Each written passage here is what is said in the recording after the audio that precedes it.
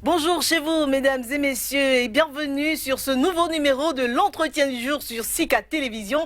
Nous avons grand plaisir pour vous présenter ce numéro qui a trait à la santé, aux dividendes démographiques. Nous en saurons plus dans quelques instants. Pour en parler avec nous déjà sur ce plateau, Monsieur Mabingé Ngom, il est directeur régional de l'UNFPA, voilà, très engagé dans les thématiques reliées aux dividendes démographiques. Alors, monsieur le directeur régional, bonjour. Ravi de vous recevoir sur notre plateau à Sika. Alors justement, nous sommes là pour parler de dividendes démographiques. Est-ce une opportunité à saisir par l'Afrique? D'entrée, je vous lance cette question. Oui, je dirais oui, et que la réalisation de l'Afrique que nous voulons à l'horizon 2063 ne saurait se réaliser sans la capte du dividende démographique. Parce que nous avons aujourd'hui un nombre impressionnant de jeunes qui arrivent sur le marché du travail. Donc nous avons d'ailleurs des cohortes additionnelles de jeunes qui vont arriver dans les prochaines années. Et l'avenir de l'Afrique, la place du continent dans le paysage de développement, dépend absolument de ce que nous allons faire de cette jeunesse, mais également comment nous allons transformer la structure de la population, pour optimiser un peu les Africains, je pense, qui seront en âge de travailler, et réduire un peu les Africains qui ne produisent pas nécessairement dans la population générale. Et je crois que c'est à travers un peu la transformation de la structure de la population, à travers les investissements d'accompagnement dans la santé, y compris la planification familiale, l'éducation qui permettra un peu de relever la productivité, et la création d'emplois productifs qui sont vraiment les questions principales sur lesquelles l'Afrique doit travailler. Et vous voyez pourquoi la question de la gouvernance est en toile de fond. L'Afrique de 2063 et même l'Afrique de 2030, pour gagner un peu le pari des objectifs de développement durable, dépend absolument du sérieux avec lequel nous allons traiter un peu cette variable population.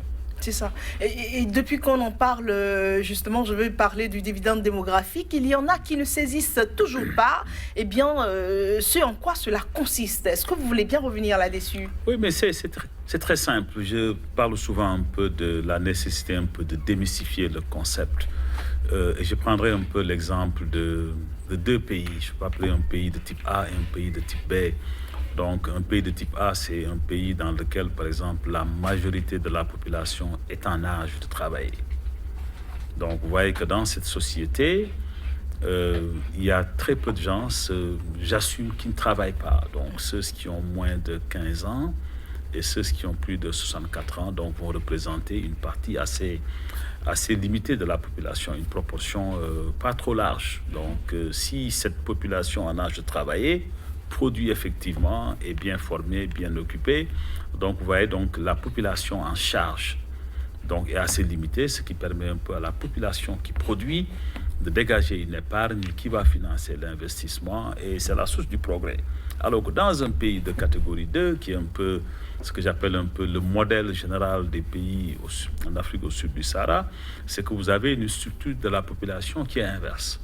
Vous avez un peu la population en âge de travail qui est relativement limitée, et la population en charge, ceux qui ne travaillent pas, je pense, qui occupent un peu la part prépondérante. La majeure partie. Voilà, ce qui signifie que dans le cas de type B, vous avez très peu de personnes qui travaillent pour entretenir, pour s'occuper un peu des besoins de la majeure partie. Il n'y a aucune possibilité d'épargne, il n'y a pas de possibilité d'investissement, et mieux, dans le pays de catégorie B, vous avez un peu une incapacité des pays, des familles, des communautés et même de leurs partenaires à faire face à la demande sociale. Un peu aux besoins élémentaires un peu de cette masse de population qui ne travaille pas, qui ne produit pas. Et c'est ça d'ailleurs qui est derrière un peu les phénomènes d'instabilité que nous connaissons autour de nous. Quand vous avez des jeunes qui n'arrivent pas à aller à l'école, j'étais au Niger il y a de cela quelques jours, et les plus hautes autorités nationales me disent qu'il y a 600 000 nouveaux élèves chaque année et il n'y a que 300 000 qui vont en classe. Et sur les 300 000, disons que les 150 000 sont des filles que nous allons sortir de l'école autour de 13 ans. Donc au finish, vous avez environ 75% de la population donc, qui est exclue un peu des possibilités de production. Et deuxièmement, vous avez ensuite 22 millions d'Africains additionnels qui viennent sur le marché de l'emploi et malheureusement, il n'y a que 2 à 3 millions qui trouvent un emploi productif. Donc, accès à l'emploi, accès aux services de santé, accès à l'éducation. Et donc, vous voyez donc pourquoi nos jeunes meurent en mer et pourquoi nos jeunes sont dans la rue, traversent le désert et sont exposés à certains phénomènes que vous connaissez très bien et qui sont vraiment les facteurs de fragilité de l'Afrique. C'est pourquoi je passe tout mon temps à dire que les forts taux de croissance que nous connaissons en Afrique sont les facteurs qui renforcent la fragilité, créent les crises. Donc vous voyez que ce n'est pas seulement une question de développement ou de croissance, mais c'est également une question de paix, de stabilité et de sécurité, en plus vraiment d'être un problème de droit humain, droit des femmes, droit des jeunes, droit de la fille, à travers un peu des mariages forcés. Alors, quels sont les mécanismes, selon vous, pour réussir à capturer le dividende démographique? Moi, je crois que je viens maintenant avec un modèle qui est moins théorique. Je pense, après 5 années de pratique, je pense sur la question, je pense que le leadership est extrêmement important. Je pense l'engagement des leaders et je crois aujourd'hui que c'est acquis. C'est acquis, les leaders politiques, les leaders religieux, les leaders communautaires, les leaders jeunes surtout. D'ailleurs, on en arrivera. J'en profite pour féliciter Afriane, je ne peux pas attendre. Je suis tellement content un peu du lancement d'Afriane, mais je crois que donc, tu as le leadership, mais ce n'est pas suffisant. Je pense que parce que le leadership, ça crée un peu la demande. Donc l'agenda est là, maintenant il faut des actions ambitieuses. Donc pour s'occuper un peu des questions pratiques maintenant sur lesquelles nous devons travailler, que ce soit l'accès à la planification familiale, pour donner un choix à la femme et permettre à la femme d'accéder à ses droits, et avoir un meilleur contrôle sur son corps, mais également sur la taille de la famille. Nous avons ensuite, c'est pas suffisant. Donc, nous avons d'autres facteurs tels que la qualité des services. Il faut également régler la question du mariage des enfants.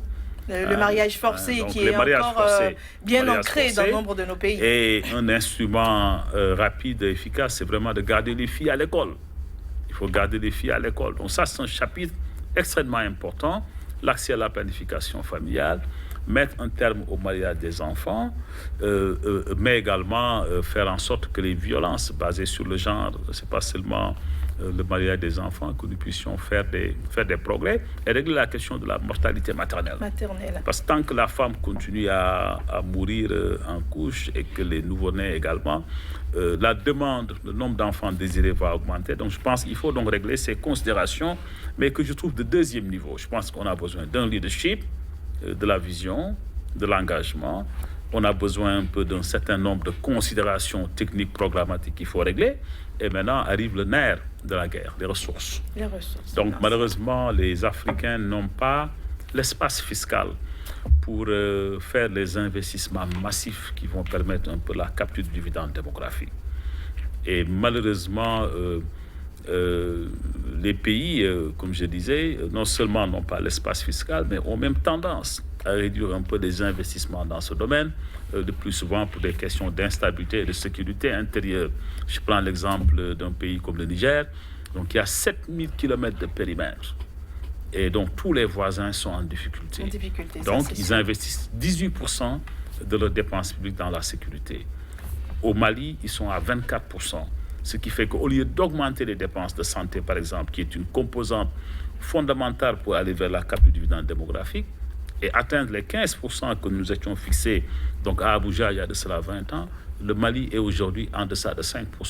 Donc ce sont des problèmes énormes en perspective auxquels le monde ne pense pas trop souvent aujourd'hui. Donc non seulement les chances d'une capture du dividende démographique vont de moins en moins, en tout cas leur importance baisse, mais je dis que les risques même d'une implosion en tout cas, deviennent de plus en plus réels parce simplement donc, les pays sont dans un cycle et la communauté internationale ne fait pas tout l'effort qu'il faut pour être proactif.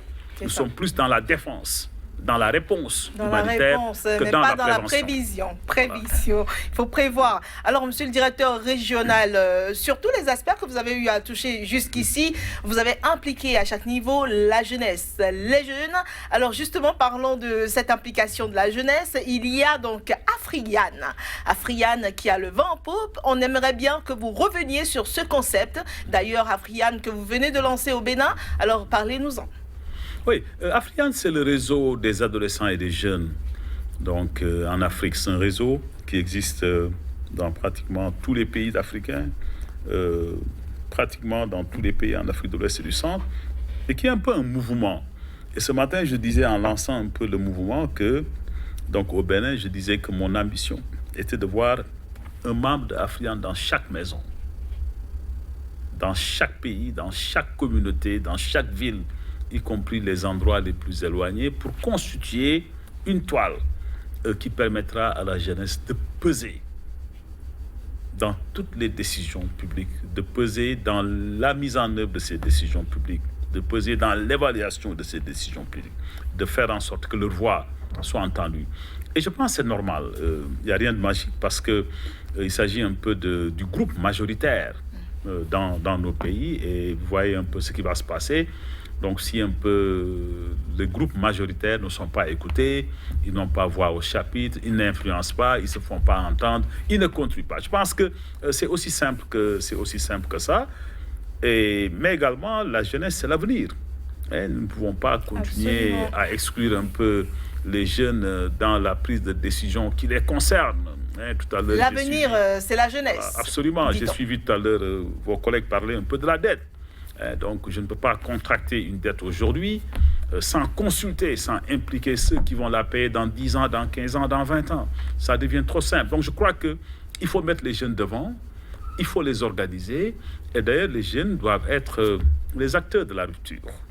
Les jeunes doivent un peu porter le projet de société que nous voulons à l'horizon 2033. Et ils doivent mettre en place, poser les jalons de cette société, poser la fondation, aller vers la rupture, donc au niveau de certaines habitudes qui n'ont pas beaucoup aidé. Et ce matin, j'ai été agréablement surpris de voir un peu la feuille de route que Afriane Bénin a décliné, mais également le modèle de gouvernance qu'ils ont mis sur pied pour faire en sorte que toutes les organisations de jeunes soient représentées dans un bureau composé d'hommes et de femmes. Ils ont une feuille de route et j'ai été touché par un peu ce projet. Ce sont les résultats de vos efforts, parce qu'on sait combien vous vous donnez à fond, combien est-ce que vous dépensez pour ils l'ont également dans le cœur. J'ai été particulièrement touché par cette idée d'organiser annuellement un contour sur la bonne gouvernance. Et je crois que c'est un domaine où l'Afrique a de sérieux problèmes. Donc personnellement, j'ai confiance avec un peu ce talent nouveau, donc cette vision nouvelle de la jeunesse africaine, que nous serons capables de créer un nouveau type d'Africains qui nous fera honneur tous et qui vraiment va mener à bien un peu ce bateau vers le port de l'Afrique que nous voulons. Inch'Allah, comme on a l'habitude de le dire. Merci beaucoup, monsieur le directeur régional de l'UNFPA. Je rappelle votre nom, c'est bien Mabingue Ngom. On a eu du plaisir à vous écouter durant ces 13 minutes sur, bien sûr, le dividende démographique, une opportunité à saisir par l'Afrique. C'était un point d'interrogation auquel vous avez sans doute répondu. Merci beaucoup d'avoir accepté de répondre à nos questions. C'est donc la fin de l'entretien du jour. Ravi de l'avoir présenté. Restez scotchés au programme de Sika Télévision. Au revoir.